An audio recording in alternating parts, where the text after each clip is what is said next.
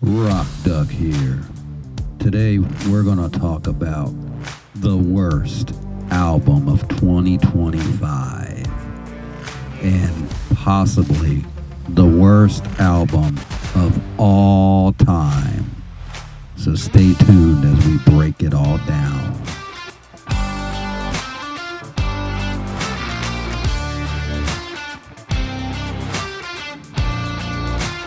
Now, first, before we can talk about what makes an album bad, we need to establish what makes an album great.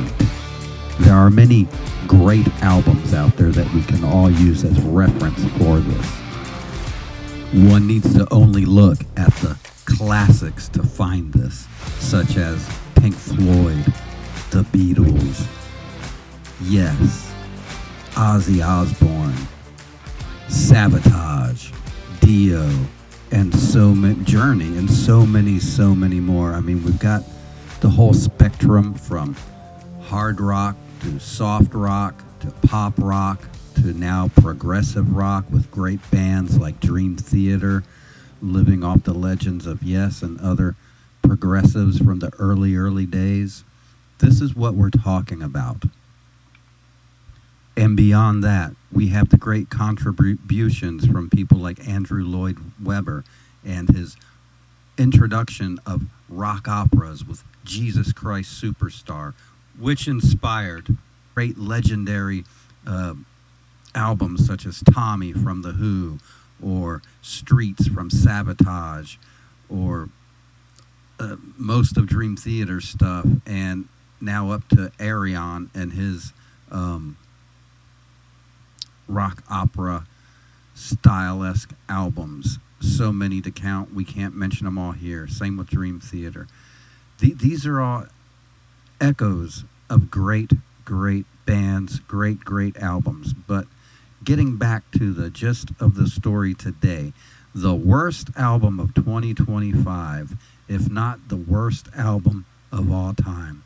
And the reason we had to establish all of those great bands is because when we think of the music style that those bands give us, it's plastered in our head, embedded in our memory, and we recall it over and over again because we love it so much. It hits us on a soul level, a psychological level.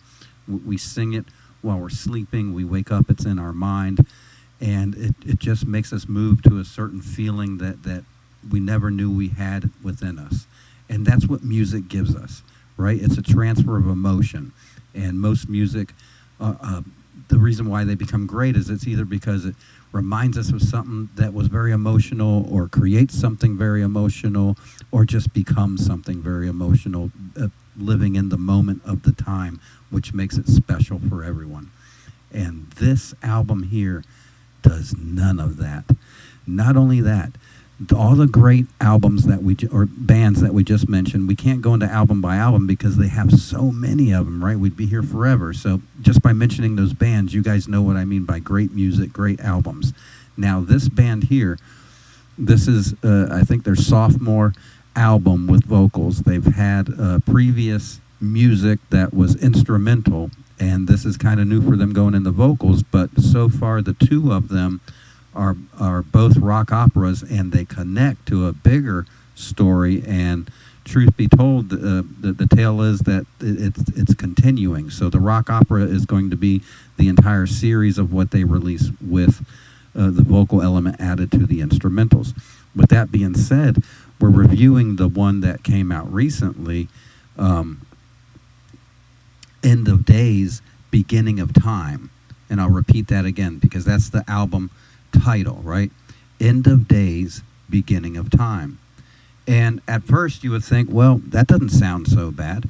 And you look at the song list, it's got songs like Venom, Till the End of Forever, Music Box, The Grand Awakening, End of Days, Beginning of Time, the title track, Misty Moons. I mean, that just sounds phenomenal. Shooting Stars, The Gypsy Spell, We Are All Kings, Dark Side of Earth, Moondocks. Interesting. Dream Master, Music Box Dancer. Wow, didn't we? Yeah, we had earlier a Music Box. Whoa, see, so it is a type of rock opera, and they have reoccurring themes. Parallel Worlds, and to top it off with the song Vicious. Now, that's 14 tracks, which gives you more than most albums give you, the full array of taking the full advantage of all time that is allotted to the format.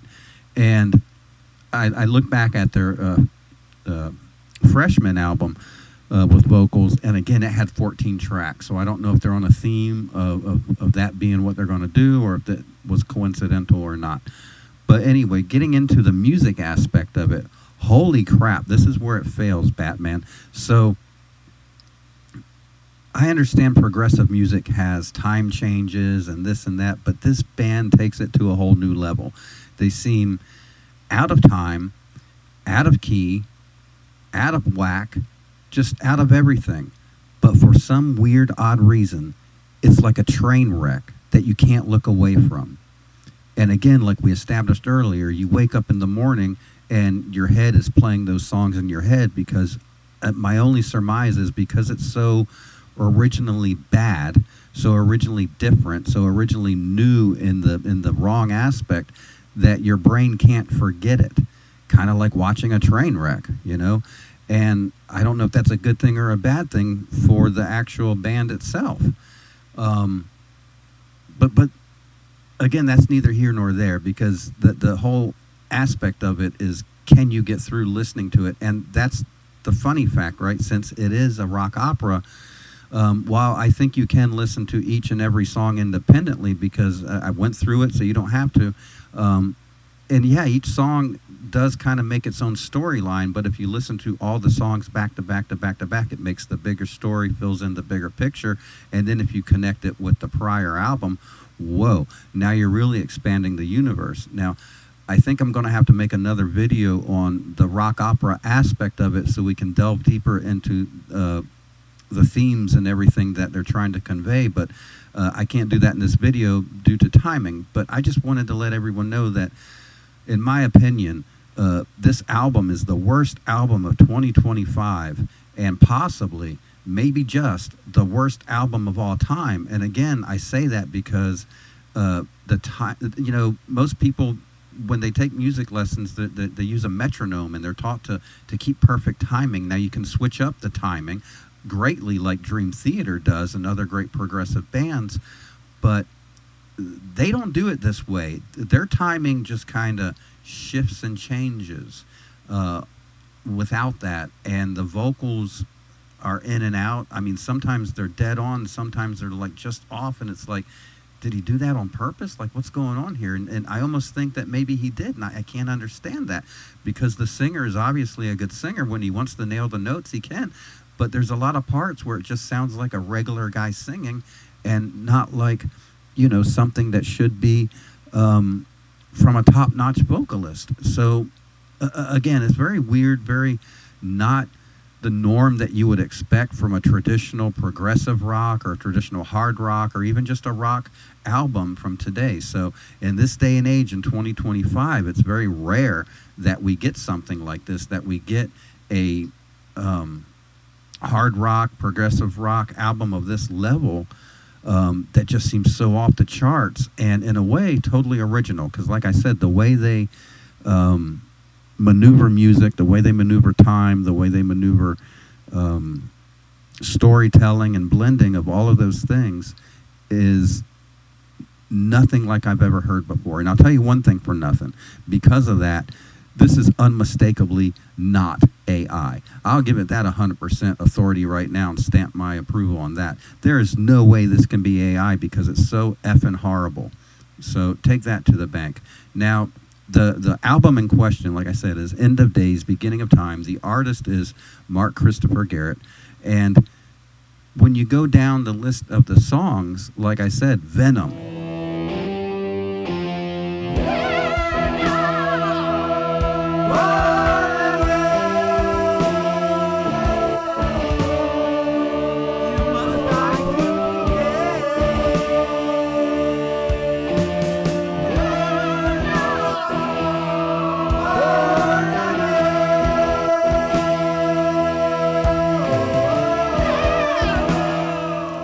the end of forever.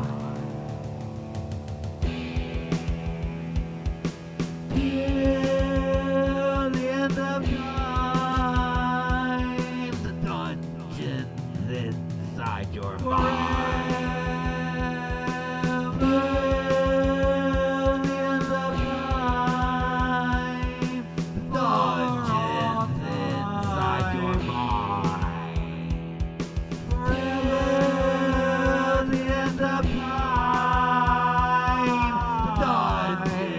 Now that's just got an interesting feel and sound right there, but there's just parts about it that don't really work. Music Box, The Grand Awakening. Ain't nothing you can do, so you store it in a music box, and when someone finds it, they will wind it up. Dance ballerina dance, dance ballerina dance, dance ballerina dance,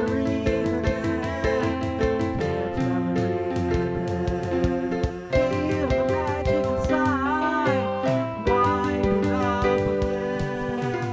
again. Okay, now that one's not so bad actually, and it kind of, I guess, grows on you in a weird way. Like I said, it's like a train wreck that you just can't turn away from. Interesting. And now we get into the title track, right? And this one I've been really interested in listening to. End of Days, Beginning of Time. Alien race hijacks planet Earth forever, terraforming it with their mothership. We now call the moon tides will change, causing major floods.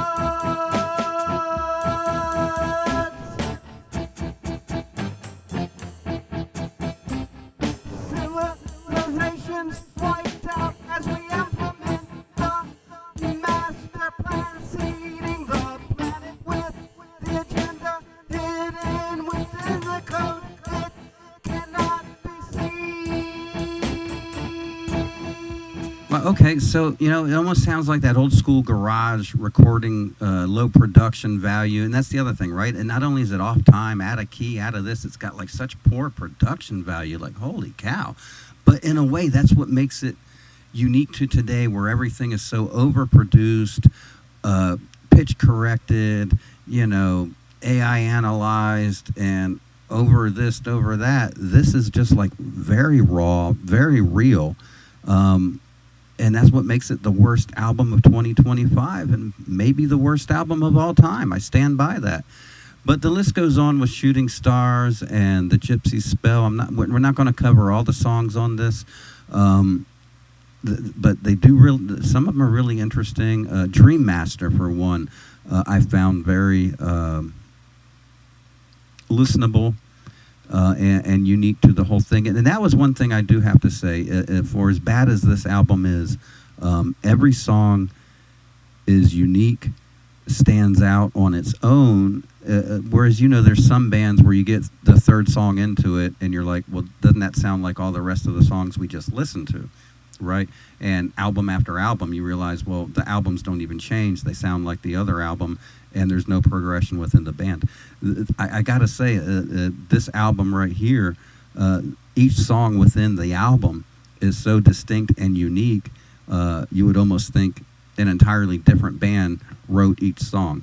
But it's all part of, like I said, this rock opera, End of Days, Beginning of Time. And I will have to make another video on what the rock opera is about, because like I said, it connects to a prior album, again, of 14 songs, and we just don't have the time for that now. And with that, I'd like to go ahead and say farewell, and I'll catch you on that next one, because I think I'm going to go ahead and start working on doing the breakdown of that rock opera.